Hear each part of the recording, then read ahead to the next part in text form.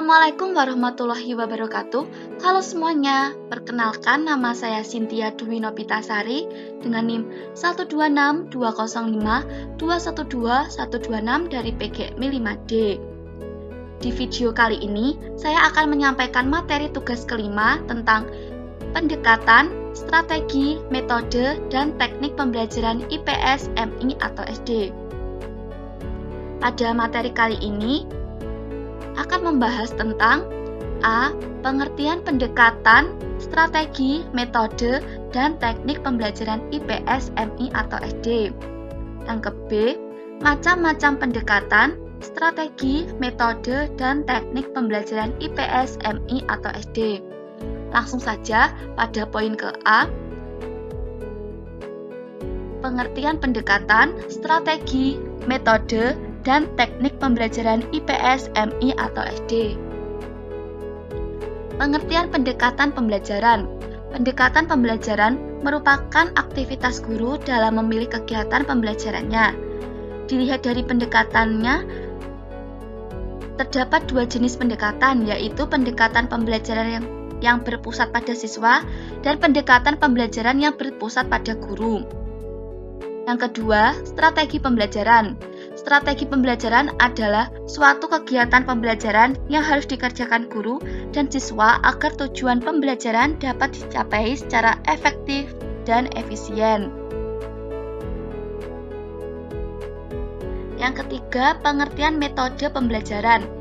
Metode pembelajaran adalah suatu ilmu yang membicarakan bagaimana cara atau teknik menyajikan bahan pelajaran terhadap siswa agar tercapai tujuan yang telah ditetapkan secara efektif dan efisien. Kemudian yang terakhir, teknik pembelajaran.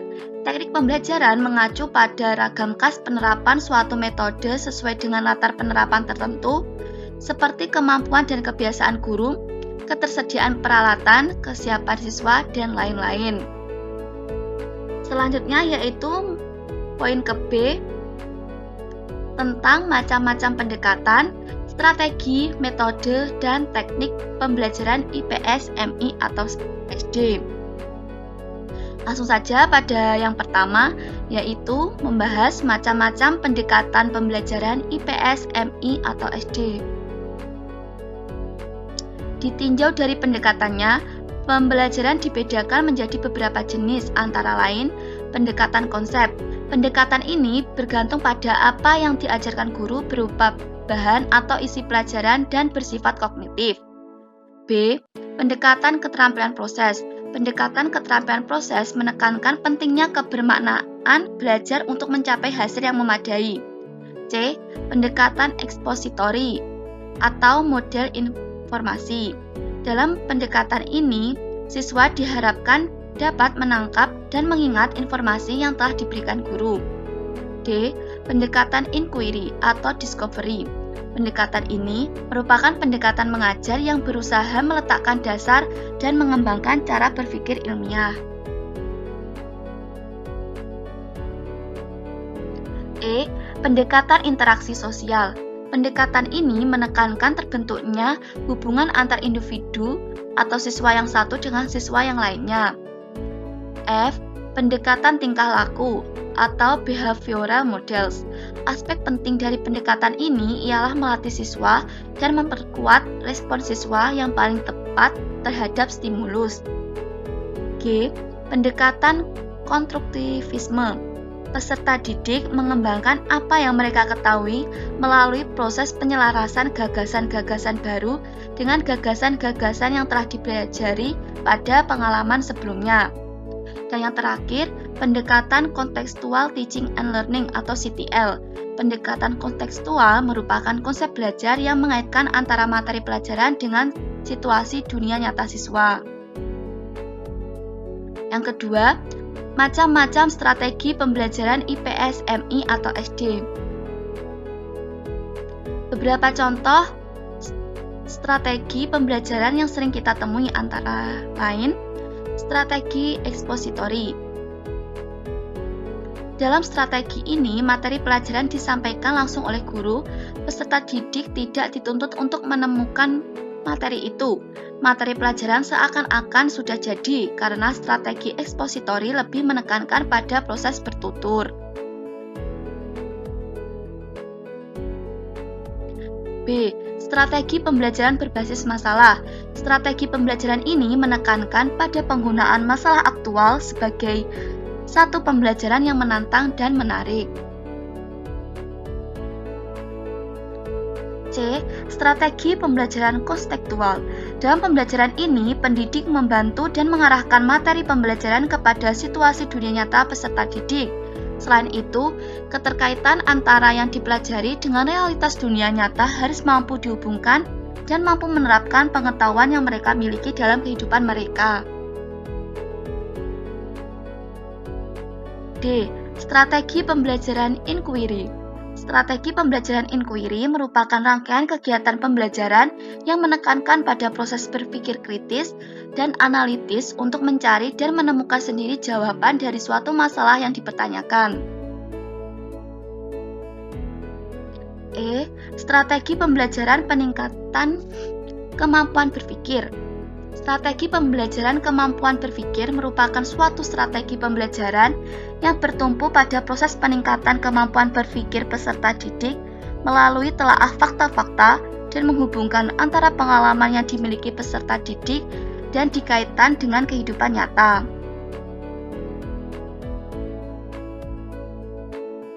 F. Strategi pembelajaran kooperatif. Strategi ini merupakan salah satu pembelajaran di mana aktivitas kegiatan pembelajaran dilakukan guru dengan menciptakan kondisi belajar yang memungkinkan terjadinya proses belajar sesama peserta didik.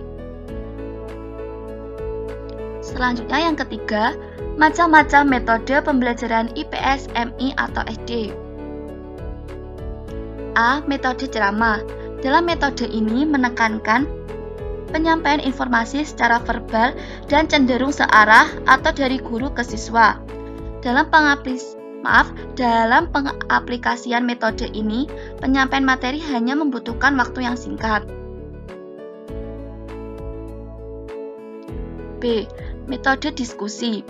Metode ini berfungsi untuk latihan mengapresiasi, berpikir, menggagas ide, bertanya, dan berpendapat.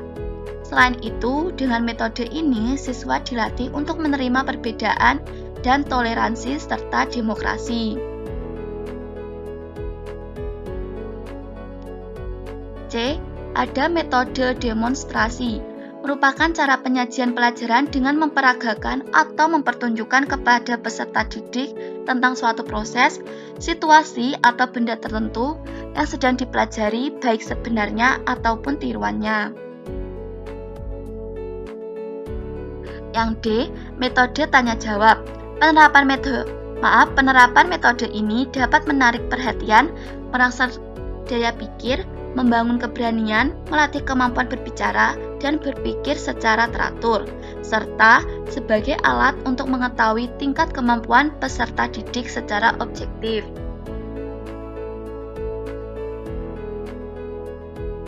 E. Metode drill. Metode ini digunakan untuk memperoleh suatu ketangkasan atau keterampilan dari apa yang dipelajari. F.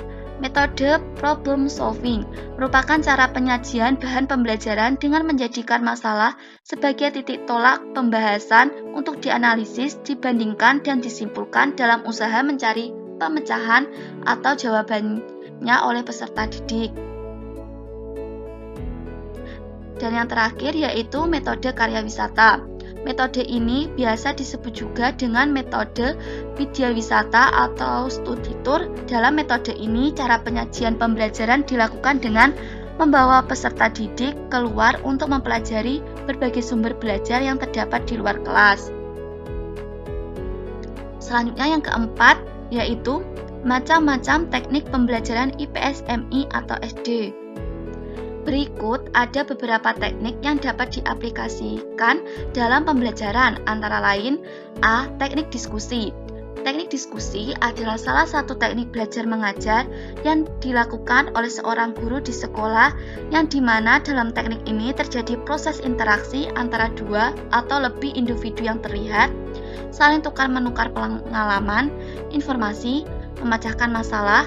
Dapat juga semuanya aktif, tidak ada yang pasif sebagai pendengar. B. Teknik kerja kelompok. Teknik kerja kelompok adalah suatu cara mengajar di mana siswa di dalam kelas dipandang sebagai suatu kelompok atau dibagi menjadi beberapa kelompok.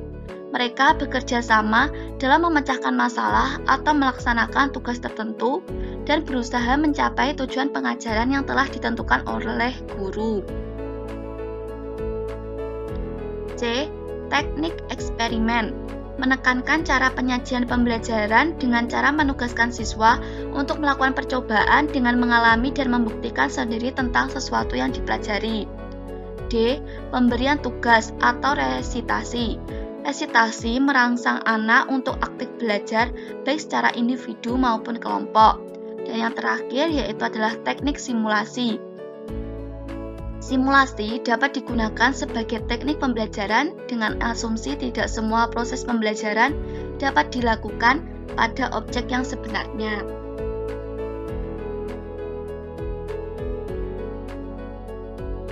Nah, itu tadi penjelasan materi tentang pendekatan, strategi, metode, dan teknik pembelajaran IPS, MI, atau SD.